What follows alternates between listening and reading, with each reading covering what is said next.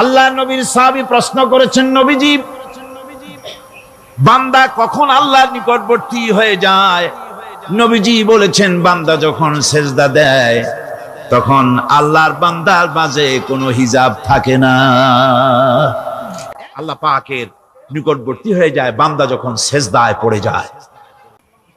ইসলামের মূল দাওয়াতটা হলো ফিতরাত অনুযায়ী দাওয়াত দেওয়া হয়েছে, মানুষ যেন মাথা নত করে, গোলামি করে। এজন্য আল্লাহ রাব্বুল আলামিন বলেছেন যে আমি মানুষ এবং জিনকে সৃষ্টি করেছি, তার কারণটাই হলো মা খালাকতুল জিন্না ওয়াল ইনসা ইল্লা লিয়াবুদুন। মানুষ আর জিন জাতিকে সৃষ্টি করা হয়েছে ইবাদতের জন্য, গোলামির জন্য। আল্লাহ পাক বলেন, ওয়ালাকাদ বা'আসনা ফি কুল্লি উম্মাতির রাসূলা আন ইবুদুল্লাহা ওয়াজতানিবুত তাগুত। প্রত্যেক জাতির জন্য আমি রাসূল প্রেরণ করেছি, তারা মানুষকে দাওয়াত দিয়েছেন এই কথা বলে যে এক আল্লাহর গোলামি করো, তিনি ছাড়া কোনো ইলাহ নাই, আইন দাতা নাই, বিধান দাতা নাই, তার গোলামি, তার সামনে মাথা নত করে। নামাজ হচ্ছে তাওহীদের অবশ্যম্ভাবী এক বহির্প্রকাশ। তাওহীদের জন্য তাওহীদবাদী মানুষ যারা, তাদেরকে নামাজ আদায় করতেই হবে। আকীদা বিশ্বাসের দিক থেকে তাওহীদ যদি হয় পুরা দ্বীনের মূল উৎস, তাহলে আমলের দিক থেকে নামাজ হচ্ছে পুরা দ্বীনের মূল ভিত্তি। নামাজ হচ্ছে আমলের মূল ভিত্তি, এর বাস্তবায়ন ছাড়া দ্বীন পূর্ণ হয় না। নামাজ মুমিনের কেবলমাত্র একটি উত্তম আমলই নয়, বরং নামাজ হচ্ছে ঈমানের মূল ভিত্তি। যার কাছে নামাজ নাই তার কাছে কিছুই নাই। রাসূল করিম সাল্লাল্লাহু আলাইহি ওয়াসাল্লাম বলেছেন যে নামাজ যে ব্যক্তি পড়ে না, আল্লাহ পাকের সাথে তার কোনো সম্পর্ক বাকি থাকে না। কোরআনে কারীম বলছে, মুনিবিনা ইলাইহি ওয়াত্তাকুহু ওয়া আকিমুস সালাতা ওয়া লা তাকুনু মিনাল মুশরিকিন। তোমরা আল্লাহর দিকে রুজু হয়ে যাও এবং তাকে ভয় করে অন্যায় কাজ থেকে বিরত থাকো, আর নামাজ কায়েম করো, মুশরিকদের অন্তর্ভুক্ত হয়ে যেও না। নামাজ কায়েম করা, নামাজের আদেশ কোরআনে কারীমের মধ্যে আল্লাহ পাক বহু জায়গায় করেছেন। ঈমানের পর নামাজই হচ্ছে সবচেয়ে বড় জরুরি। একজন মানুষ ঈমান আনলো, ঈমান আনার সাথে সাথে তার প্রথম কাজ কি বলুন? বলেন, প্রথম কাজ কি? ফজরের নামাজের আগে একজন ইসলাম কবুল করলেন, তার প্রথম দায়িত্ব নামাজকে আদায় করে দেওয়া, ফজরের নামাজ পড়া। জোহরের আগে কেউ ঈমান আনলো, তার প্রথম দায়িত্ব জোহরের নামাজ আদায় করা। আসরের নামাজের আগে ঈমান এনেছে, তার প্রথম দায়িত্ব হলো আসরের নামাজ আদায় করা। তার মানে হলো ঈমান আনার পর একজন ঈমানদারের প্রথম দায়িত্ব হচ্ছে নামাজ। গুরুত্বপূর্ণ বিষয়, খুব ভালো করে শুনতে হবে, ইয়াদ রাখতে হবে প্রত্যেকটি মুসলমানের। এই নামাজ কি জিনিস, কেমনে আদায় করতে হবে, আদায় না করলে কি হবে, গুরুত্বপূর্ণ এই কথাগুলি প্রত্যেকের স্মরণ রাখতে হবে। কিয়ামতের দিন মানুষ যে জাহান্নামে যাবে, জাহান্নামের জন্য, জাহান্নামে যে সব কারণে যাবে তার মধ্যে বড় কারণ কালকে বলেছিলাম, দেখি মনে আছে নাকি? বড় কারণ কয়টা? কয়টা? আলহামদুলিল্লাহ মনে আছে। আল্লাহ রাব্বুল আলামিন বলেন, ইয়াতাসাআলুনা আনিল মুজরিমিন। কিয়ামতের দিন অপরাধীদেরকে জিজ্ঞেস করা হবে, মা সালাকাকুম ফি সাকার, জাহান্নামে কেন আসছো? জবাবে তারা বলবে, ক্বালু লাম নাকু মিনাল মুসাল্লিনা ওয়া লাম নাকু নুতঈমুল মিসকিন। নামাজ পড়ি নাই, আর এতিম মিসকিনদের খেতে দেই নাই, এই কারণেই জাহান্নামে এসেছি। কল নাউযুবিল্লাহ। নামাজ যারা পড়বে না জাহান্নামে যেতে হবে। কোথায় যেতে হবে? আকীদাগত দিক থেকে ঈমান হলো তাওহীদের স্বীকৃতি, আর আমলের দিক থেকে নামাজ হচ্ছে তাওহীদের বহির্প্রকাশ। আপনি মুসলমান তা প্রমাণ হবে নামাজ দিয়ে। নামাজহীন ইমানের দাবি মূল্যহীন। যার নামাজ নাই তার ইমানের দাবি করার কোনো মূল্যই নেই। অনেক এরকম কথা বলে, হুজুর আমি মানুষটা নিতান্ত খারাপ না, যাই মনে করে, গ্রামে রাস্তা বানাইছি, ব্রিজ করে দিয়েছি, কালভার্ট করেছি, এতিম মিসকিনরে তাও মাঝে মধ্যে খাবার দেই, বিধবারে কাপড় চোপড় দেই, মানুষটা আমি নিতান্ত খারাপ না, তবে এই মাঝে মধ্যে একটু নামাজ পড়ি না, তাতে কি আমার ইমান নষ্ট হয়েছে নাকি? আমি বলি ভাই ইমানই তো নাই, নষ্ট হবে কি? ইমান থাকলে না নষ্ট হবে? ইমান নাই। সুতরাং একজন মুসলমান যদি নামাজ না পড়ে নিজেকে মুসলমান বলে দাবি করার কোন হক তার না, দাবি করার অধিকার না। নামাজ হচ্ছে জিন্দিগি, নামাজটাই মূলত জিন্দিগি। নামাজটা কি? জিন্দিগি। আল্লাহ রাব্বুল আলামিন শিখাচ্ছেন, কুল ইন্না সালাতি ওয়া নুসুকি ওয়া মাহইয়ায়া ওয়া মামাতি লিল্লাহি রাব্বিল আলামিন। মুহাব্বতের সাথে সবাই পড়েন, কুল ইন্না সালাতি ওয়া নুসুকি ওয়া মাহইয়ায়া ওয়া মামাতি লিল্লাহি রাব্বিল আলামিন। বলো আমার নামাজ, বলো আমার নামাজ, আমার কোরবানি, আমার হায়াত, আমার মত সবকিছুই আল্লাহ রব্বুল আলামিনের জন্য নিবেদিত।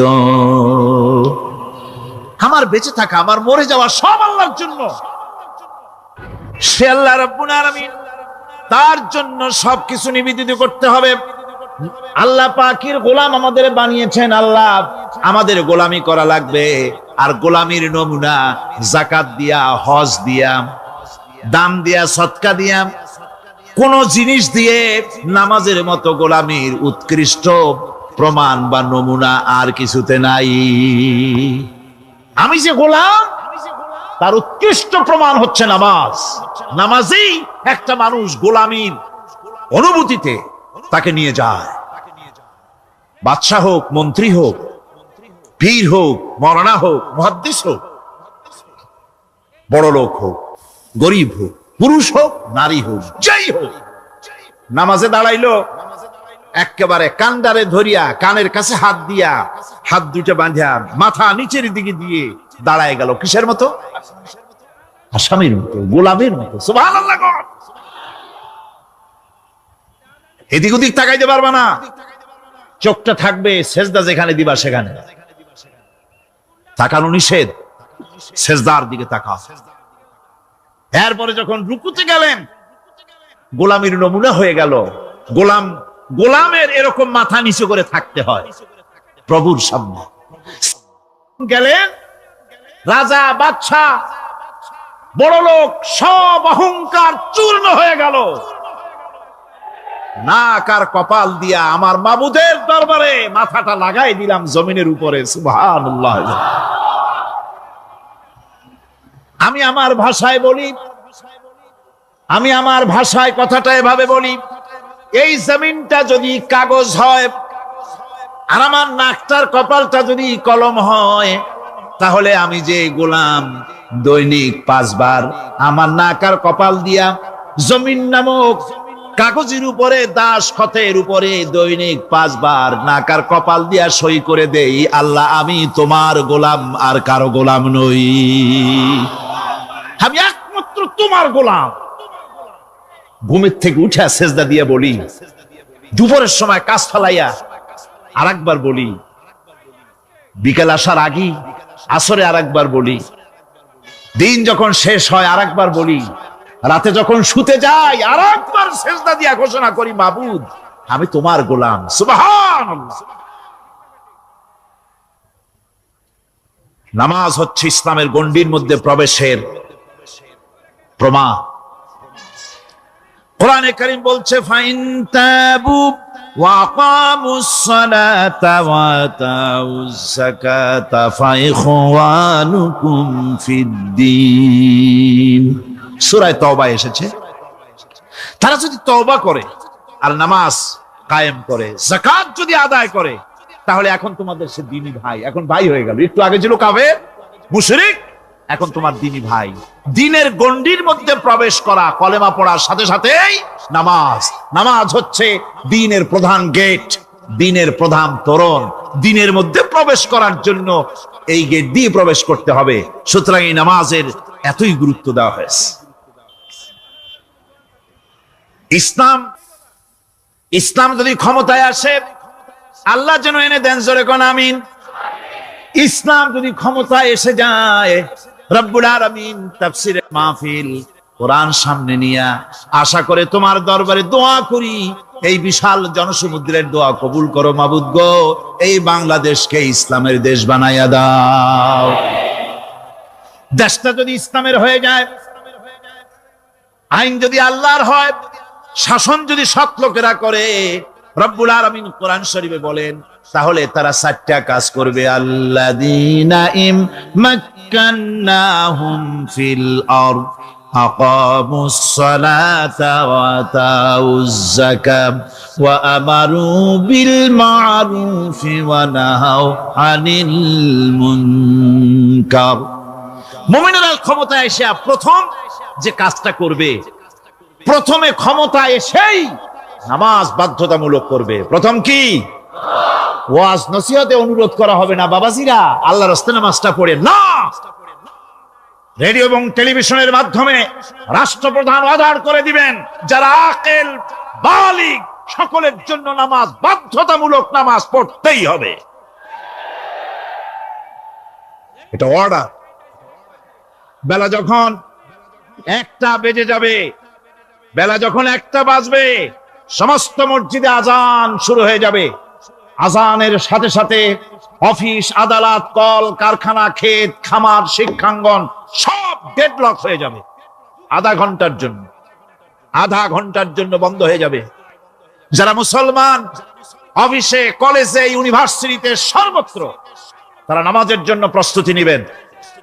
আধা ঘন্টার ভিতরে নামাজ আর খানা সেরে আবার কলেজ চলবে, বিশ্ববিদ্যালয় চলবে, কল চলবে, কারখানা চলবে, ক্যান্টনমেন্ট চলবে, সেক্রেটারিয়েট চলবে, সব আপন গতিতে চলতে থাকবে। আল্লাহর রহমত, বরকত আকাশ ফেরে নাজিল হয়ে যাবে।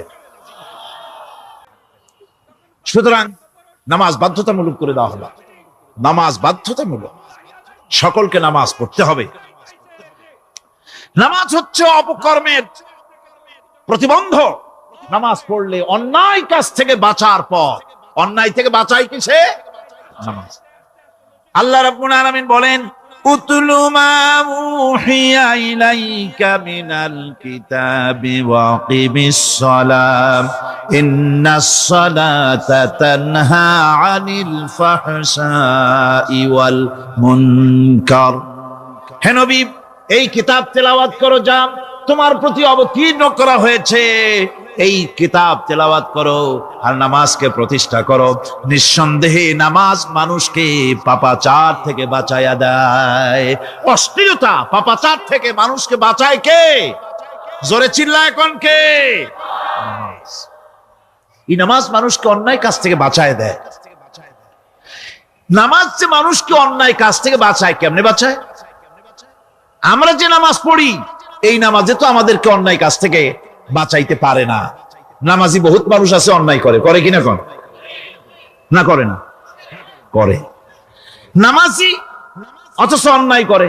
আর আল্লাহ বলছেন নামাজিকে, নামাজ তাকে অশ্লীলতা থেকে ফিরায়। তাহলে কথা কারটা ঠিক? আল্লাহরটা। জোরে বলেন, কারটা ঠিক? অবশ্যই আমার আল্লাহর কথা হক। আমি ভুল করতেছি, আমি যেন কোথাও ভুল করতেছি, সামথিং ইজ রং, কোথাও যেন আমরা ভুল করে বসতেছি, সেই ভুলটা কি আমরা আবিষ্কার করতে চেষ্টা করবো ইনশাআল্লাহ। প্রথম যে কথাটা সেটা হচ্ছে যে আমরা যা নামাজে পড়ি আমরা তা বুঝি না। কথা ঠিক কিনা? আমি যদি এখন প্রশ্ন করি সামি আল্লাহু লিমান হামিদা অর্থ কি, কোন ফার্স্ট ডিভিশনে কয়েকটা লেটার নিয়ে ফেল করবেন, এরকম লোক আছেন না নাই? সুবহান রাব্বিয়াল আলা অর্থ কি জানি না, সুবহান রাব্বিয়াল আযীমের অর্থ কি জানি না, দোয়া কুনুত অর্থ কি জানি না, তাশাহুদ অর্থ কি জানি না, সূরা ফাতিহার অর্থ কি জানি না। এমন কি উযুর মধ্যে কয়টা ফরজ তাও অনেকে জানে না। উযু জানে না, নামাজ জানে না, তাকেই নামাজ কেমনে ফিরাবে অন্যায় কাজ থেকে। কথা বুঝতে পেরেছেন? নামাজে আল্লাহু আকবার বললাম, এরপরে সানা পড়লাম, তারপরে সূরা ফাতিহা পড়লাম। সূরা ফাতিহার ভিতরে যে সমস্ত কথাগুলি বললাম সেই কথাগুলি বুঝি না, কি বলেছি তাও জানি না। এরপরে সুবহান রাব্বিয়াল আলা বলেছি, সুবহান রাব্বিয়াল আযীম বলেছি, সামি আল্লাহু লিমান হামিদা বলেছি, অর্থ কি জানি না।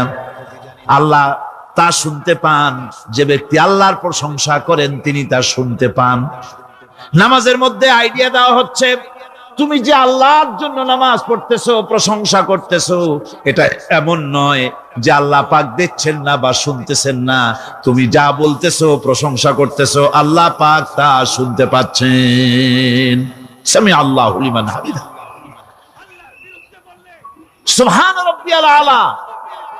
আমি মহান সর্বশ্রেষ্ঠ আল্লাহ রাব্বুল আলামিনের পবিত্রতা ঘোষণা করছি, আমি তার প্রশংসা করছি। সূরা ফাতিহার কি আমরা বলি আপনারা ব্যাখ্যা দেখে বুঝে নিয়েন, সেগুলি আমি এখানে বলে বাকি কথা সব শেষ করতে পারবো না। নামাজে কি পড়েন সেটা যদি জানতেন, অবশ্যই আল্লাহ রাব্বুল আলামিনের কথা কার্যকরী হয়ে যেত। ইন্নাস সালাতা তানহা আনিল ফাহশাই ওয়াল মুনকার। নামাজ মানুষকে পাপের কাজ, অশ্লীলতা থেকে ফিরাতে পারে। আল্লাহ ইন্না বসায়ছেন, নিশ্চয়ই, বেশক, অবশ্যই নামাজ পাপ থেকে ফিরাবে। কিন্তু কেমনে ফিরাবে নামাজ তো বুঝি না। সঠিকভাবে নামাজ পড়ার পরও যদি কোনো মানুষের সঠিকভাবে, ভালো করে শোনেন, সঠিকভাবে নামাজ পড়ার পরেও যদি কোনো মানুষ পাপের থেকে না ফেরে, তাহলে বুঝতে হবে একথা, পানি আর সাবান দিয়া কাপড় ধুলে কাপড়ের ময়লা যাবে, কিন্তু পানি আর সাবান দিয়া কয়লা জনমের মতো ধুইলেও কয়লার ময়লা যাবে না। কথা বুঝে আসছে? এর থেকে আর উত্তম দৃষ্টান্ত আমার কাছে নাই। নামাজ পড়ার পরেও যদি চরিত্র ভালো না হয়, বুঝতে হবে নামাজ হচ্ছে না, কাঙ্ক্ষিত মানের নামাজ আদায় হচ্ছে না। আল্লাহর নবী বলেছেন, যার নামাজ পাপ কাজ হতে ফিরাতে পারলো না, তার নামাজ নামাজি নয়। আবার শুনুন, রাসূল বলছেন, যার নামাজ তাকে পাপের কাজ থেকে ফিরাতে পারলো না, তার নামাজ নামাজ নয়, ওটি নামাজ হয় নাই, যার জন্য তার পাপ থেকে তারে ফিরাইতে পারছে না। আর কিয়ামতের দিন বেনামাজিরা সবচাইতে বেশি অপমানিত হবে। সবচাইতে বেশি অপমানিত হবে কারা? বেনামাজিরা। কিভাবে? ইয়াউমা ইউকশাফু আন সাকিন ওয়া ইউদআউনা ইলাস সুজুদি ফালা ইস্তাতিউন। সেদিন কঠিন সময়, আল্লাহ রাব্বুল আলামিন লোকদেরকে সিজদা করার জন্য বলবেন, কিন্তু যারা বেনামাজি ছিল দুনিয়ায়, তারা সিজদা দিতে পারবে না। বলেন নাউযুবিল্লাহ। অবস্থাটা কি হবে?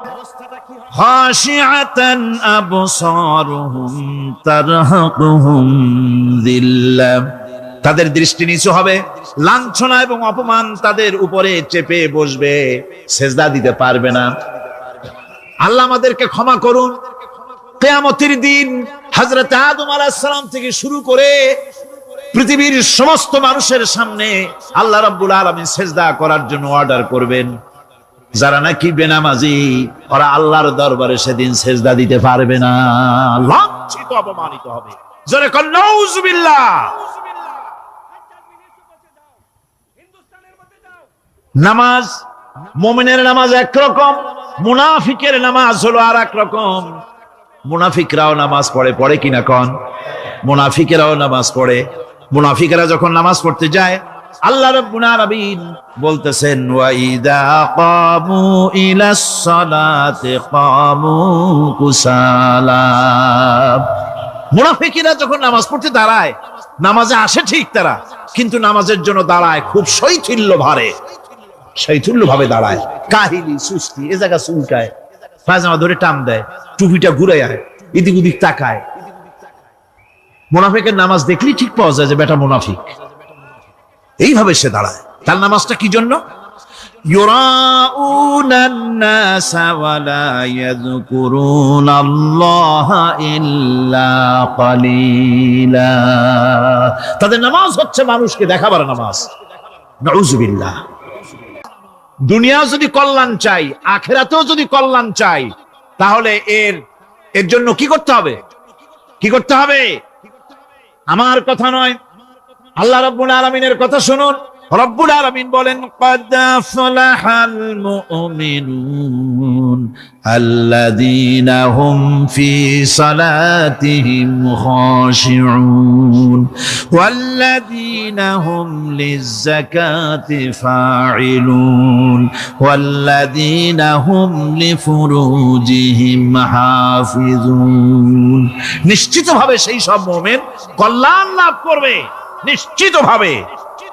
তারা হচ্ছে ওই সব লোক যারা নিজেদের নামাজ ভীতি মিশ্রিত বিনয় ভাবে, ভীতি মিশ্রিত অবস্থায় বিনয়ের সাথে যারা নামাজ আদায় করে, যারা বেহুদা কাজ থেকে বিরত থাকে, যারা যাকাতের পন্থায় কর্মতৎপর হয়, আর যারা নিজের লজ্জাস্থানকে হেফাজত করে।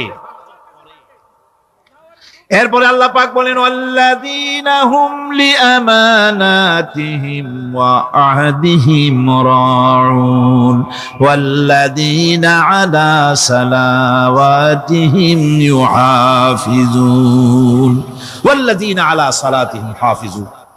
আর যারা তাদের আমানতকে পূর্ণ করে, আমানত এবং তাদের ওয়াদা চুক্তি পূর্ণ করে, এবং যারা নিজেদের নামাজ সমূহকে পূর্ণভাবে হক আদায় করে নামাজ পড়ে, নামাজের যারা হেফাজত করে, এরা কারা?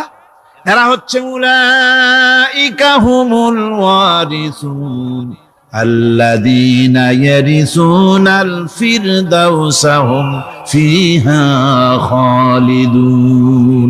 এরা হচ্ছে সেই সব লোক, এরা উত্তরাধিকার হচ্ছে জান্নাতের উত্তরাধিকার, জান্নাতুল ফিরদাউসে আল্লাহ রাব্বুল আলামিন এই গুণ বিশিষ্ট লোকদের জন্য জায়গা করে দিবেন। জোরে কোন সুবহানাল্লাহ।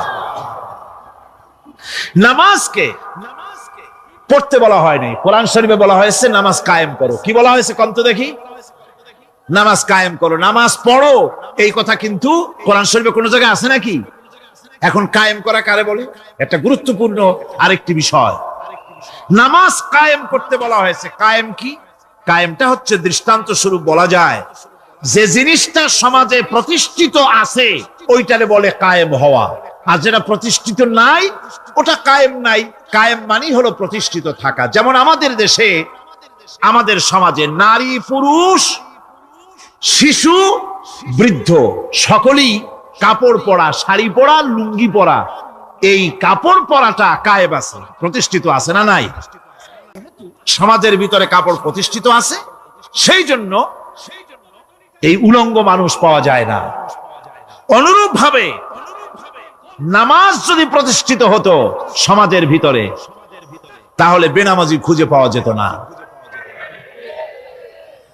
চাকরি করতে গেলে সেখানে নামাজ মানদণ্ড হয়ে যেত, নামাজ পড়ে কিনা তা দেখে নেওয়া হতো। বেনামাজি লোক পাওয়াই যেত না যদি প্রতিষ্ঠিত থাকতো। এই জন্য আল্লাহ পাক বলেছেন নামাজকে কায়েম করতে হবে। নামাজ হবে সব ভালো কাজের মানদণ্ড। সমস্ত ভালো কাজের মানদণ্ড কি? নামাজ। নামাজ আমাদেরকে বড় রকমের শিক্ষা দেয়। কি শিক্ষা দেয়? নামাজ আমাদের শিখায় ঐক্য আর ভ্রাতৃত্ব, ভ্রাতৃত্বের আর ঐক্যের শিক্ষা দেয়।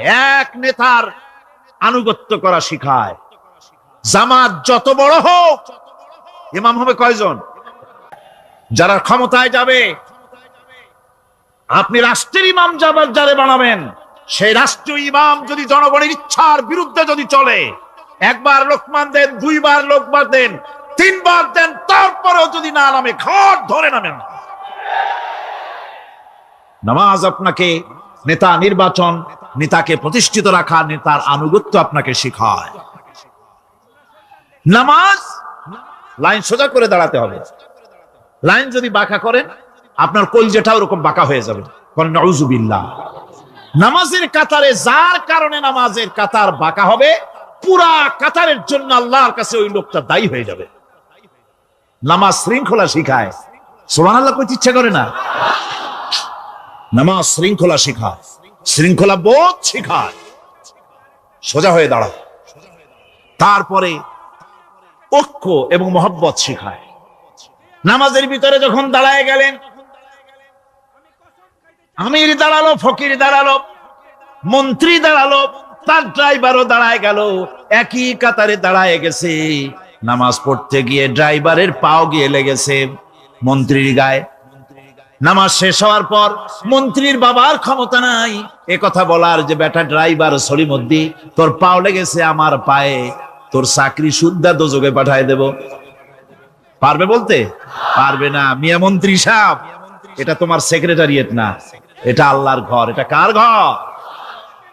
وَلَقَدْ خَلَقْنَا الْإِنسَانَ وَنَعْلَمُ مَا تُوَسْوِسُ بِهِ نَفْسُهُ وَنَحْنُ أَقْرَبُ إِلَيْهِ مِنْ حَبْلِ الْوَرِيدِ।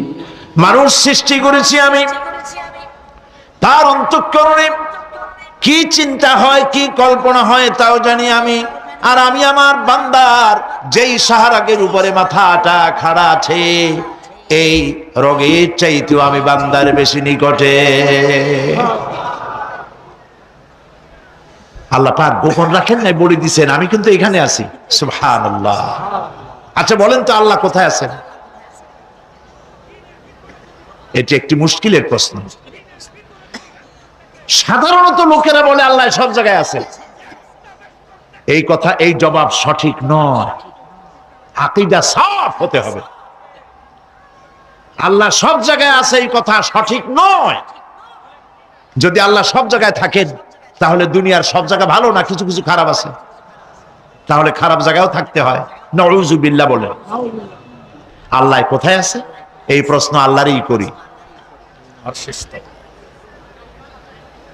সওয়ালে মুকাদ্দারের জবাব, পৃথিবীর মানুষ আল্লাহকে প্রশ্ন করবে তুমি কোথায় আছো।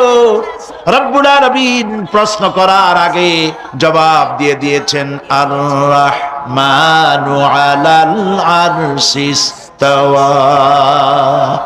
আল্লাহ পাক আরশে আজিমে আছেন। কোথায় আছেন বলে? এক আঙ্গুল আকাশের দিকে উঁচু করে বলেন আল্লাহ কোথায় আছেন? আরশে আজিমে আছেন। সুবহানাল্লাহ। তবে আরশে আজিমে আছেন যে অবস্থা এমন নয় যে তিনি সাংঘাতিক রকমের কুয়াশার কারণে বাংলাদেশে কি হইতেছে তা দেখতে পান না। সে আল্লাহ রাব্বুল আলামিন সব কথা পরিষ্কার করে বলেছেন আমি তোমার ঘাড়ের কাছে।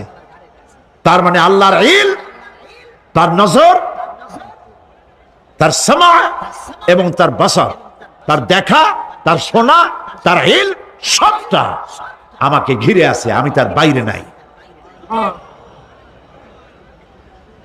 আল্লাহ মানুষকে সতর্ক করতেছেন, মা ইয়ালফিযু মিন কাওলিন ইল্লা লাদাইহি রাকীবুন আতীদ। মানুষ এমন কোন কথা বলে না যা আমার ফেরেশতারা রেকর্ড করে না রাখে। যা করো তাও লেখা হয়, যা বলো তাও লেখা হয়ে যায়। আল্লাহ রাব্বুল আলামিন কোরআনে কারীমের মধ্যে বলেছেন, আল্লাযী খালাকাল মাউতা ওয়াল হায়াতা লিয়াবলুয়াকুম আইয়ুকুম আহসানু আমালা। আমি পরীক্ষার জন্য এই জীবন দিয়েছি তোমাদেরকে, পরীক্ষা হবে। এই পরীক্ষা জীবন আর মৃত্যু দুটি জিনিস দিয়েছি পরীক্ষা করার জন্য। এই পরীক্ষার জন্য তোমরা পাস করতে পারো। পরীক্ষা আসছে, এখন প্রশ্নপত্র সব ফাঁস করে দেওয়া হয়েছে। প্রশ্নগুলি সঠিকভাবে আদায় করুন, প্রশ্নগুলি পড়ুন এবং জীবনটাকে সেইভাবে গড়ুন। নামাজটা সহি করে আদায় করুন। বহু মুসলমান আছে নামাজই পড়ে না, নামাজ পড়তে জানেও না। নবী করিম সাল্লাল্লাহু আলাইহি ওয়াসাল্লাম বলেছেন, সাল্লু কামা রাআইতুমুনি উসাল্লি। নামাজ পড়ো সেইভাবে যেভাবে আমাকে তোমরা পড়তে দেখো। সুবহানাল্লাহ। আর রাসূলুল্লাহ কেমনে নামাজ পড়তেন এইটা বর্তমান বিশ্বের শ্রেষ্ঠ হাদিস বিশারদ আল্লামা নাসিরউদ্দিন আলবানী তিনি ইন্তেকাল করেছেন। আল্লাহ পাক তাকে জান্নাতুল ফেরদাউসের মেহমান বানায় নিক, বলেন আমিন। তার লেখা বই আছে রাসূলুল্লাহ সাল্লাল্লাহু আলাইহি ওয়াসাল্লামের নামাজ। বইয়ের নাম রাসূলুল্লাহ সাল্লাল্লাহু আলাইহি ওয়াসাল্লামের নামাজ, ছোট্ট একটা বই। এই বইটা আপনারা কিনবেন। এই বইটা যেভাবে লেখা আছে নামাজ সেইভাবে পড়বেন। নামাজ রাসূল করিম ঠিক যেভাবে পড়েছেন ওইভাবেই লেখা আছে। আপনি আন্দাজে পড়লে হবে না, টুকুর টাকুর করে কয়েকটা সেজদা দিলেই হবে না। তা দিলে আর কান, একটা সেজদা থেকে আরেকটা সেজদার মাঝখানে সময় দিতে হবে, রুকু থেকে দাঁড়ায় সময় দিতে হবে, ধীরে ধীরে নামাজ পড়তে হবে।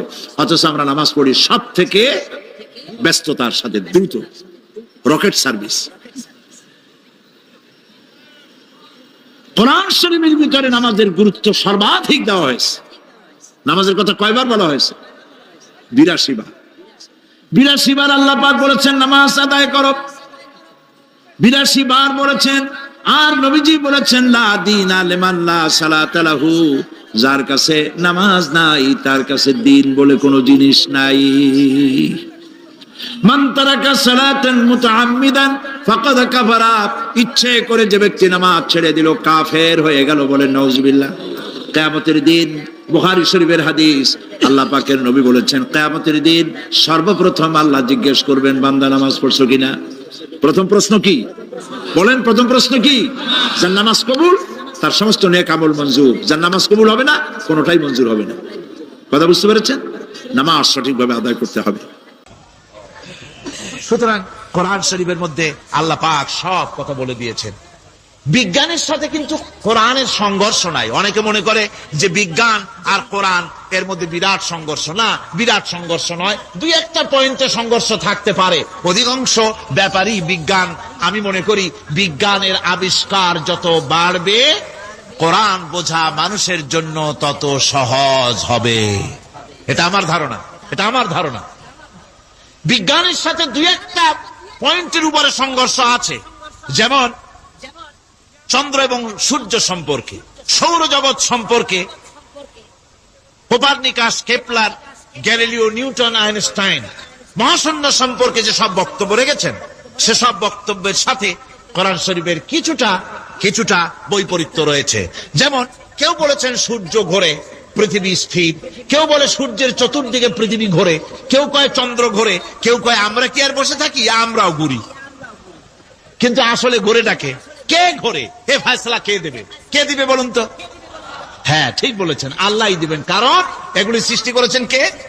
এবার শুনুন, এই বিতর্কের মীমাংসা আল্লাহ পাক করছেন কোরআনে কারিমে বহু আগে। গ্যালিলিও, কেপলার, কোপারনিকাস এদের বলার অনেক আগে বিশ্বনবী জনাবে মুহাম্মদ রাসূলুল্লাহ সাল্লাল্লাহু আলাইহি ওয়াসাল্লাম তিনি বলে দিয়েছেন, আল্লাহর কথা তিনি বলেছেন, লাশ-শামসু ইয়ামবাগি লাহা আন তুদরিকাল কামারা ওয়ালাল লাইলু সাবিকুন নাহার ওয়া কুল্লুন ফি ফালাকিন ইয়াসবাহুন। প্রবল জ্ঞানী হইবে যাহারা, আপন মনেতে বুঝিবে তাহারা, রাত্রি পারে না আগে যাইবার দিনের স্থান করি অধিকার, চন্দ্র বাঁধে না সূর্যের গায়েতে, সূর্য পারে না চন্দ্রকে ধরিতে, যার যে স্থান বহাল রাখিয়া ভ্রমণ করিছে খোদাকে ডরিয়া। আল্লাহ রাব্বুল আলামিনকে ভয় করে সব ঘুরছে, চাঁদও ঘোরে, সূর্য ঘোরে, মঙ্গল ঘোরে, ইউরেনাস ঘোরে, বৃহস্পতি ঘোরে, পৃথিবীও ঘোরে, সব ঘুরছে তো ঘুরছেই, বন বন করে ঘুরছে একটা নির্দিষ্ট কক্ষপথে, আপন আপন কক্ষপথে ঘুরছে, যার ফলে অ্যাক্সিডেন্ট হয় না। সুবহানাল্লাহ, জোরে বলেন সুবহানাল্লাহ। নির্ধারিত কক্ষে ঘুরছে, নির্ধারিত কক্ষে ঘুরছে। এর কক্ষগুলি আল্লাহ পাক ঠিক করে দিয়েছেন, সেই কক্ষে ঘুরতেছে, একে অপরের পথ অতিক্রম করতেছে না। আবার ওই মহাশূন্যের ভেতরে রয়েছে black hole. Black hole, black hole কি? ব্ল্যাক হোল হচ্ছে একটা বিরাট অন্ধকার গহ্বর, একটা মৃত্যুকূপ। এত বড় বিরাট ব্ল্যাক হোল মহাশূন্যে আছে, বিজ্ঞানীরা হয়রান হয়ে গেছে। তার এত বড় শক্তি, সে শুধু তারা খায় না, কোন তারকা ঘুরতে ঘুরতে যদি তার কাছে এসে যায় তারাকে খেয়ে ফেলে। কোন আলো যদি কাছে আসে, আলো শুষে নিতে নিতে আলো যার থেকে এসেছে সেটাকেও শেষ করে ফেলে। এ ধরনের একটা দারুণ আকর্ষণী শক্তি তার মধ্যে আল্লাহ সৃষ্টি করেছেন। একটা ব্ল্যাক হোল আছে মহাশূন্যের ভিতরে। সূর্য, চন্দ্র, গ্রহ, নক্ষত্র, যে সূর্য পৃথিবীর চাইতে 13 লক্ষ গুণ বড়, এমন 2 কোটি সূর্য খাইয়া হজম করতে পারে এত বড় ব্ল্যাক হোল আল্লাহ তৈরি করে রেখেছেন মহাশূন্যের উপরে। রয়েছে মিল্কি ওয়ে, রয়েছে গ্যালাক্সি, অন্তত 10,000 কোটি 10 সহস্র কোটি তারকা দিয়ে সমৃদ্ধ গ্যালাক্সি মিল্কি ওয়ে, যেটা অন্ধকার রাত্রে তারকা সজ্জিত রাতে উত্তর দক্ষিণ দিকে টানা একটা পথের মতো দেখা যায়। এটা হচ্ছে গ্যালাক্সি, এইটাকে বলা হয় মিল্কি ওয়ে, এটা হচ্ছে ছায়াপথ। অসংখ্য তারকা এর মধ্যে রয়েছে। কত বড় বড় তারকা, অনেক দূরে, তাই আমরা দেখি বিন্দু বিন্দু, আসলে কি বিন্দু না। কত বড় জানেন? বিজ্ঞানীরা বলেছেন দৈত্যের মতো বিরাট বিরাট তারকা আছে, যে সূর্য পৃথিবীর চাইতে 13 লক্ষ গুণ বড়। এরকমের সূর্য অন্তত 3 কোটি সূর্য খাইয়া হজম করতে পারে, এরকম অসংখ্য তারকা মিল্কি ওয়ের ভিতরে আল্লাহ সৃষ্টি করেছেন। সুবহানাল্লাহ বিহামদিহি, সুবহানাল্লাহ। আর মানুষ লাফায়, 4 আঙ্গুল মানুষ খালি লাফ দেয়, মোষ কতগুলো রাখিয়া। কোন আনন্দে লাফা, কি শক্তি তোমার! মহাশূন্যের তুলনায় এই পৃথিবীর অবস্থান কি জানেন? এই জন্য যত বেশি পড়াশোনা করবেন মাথা নত হয়ে যাবে।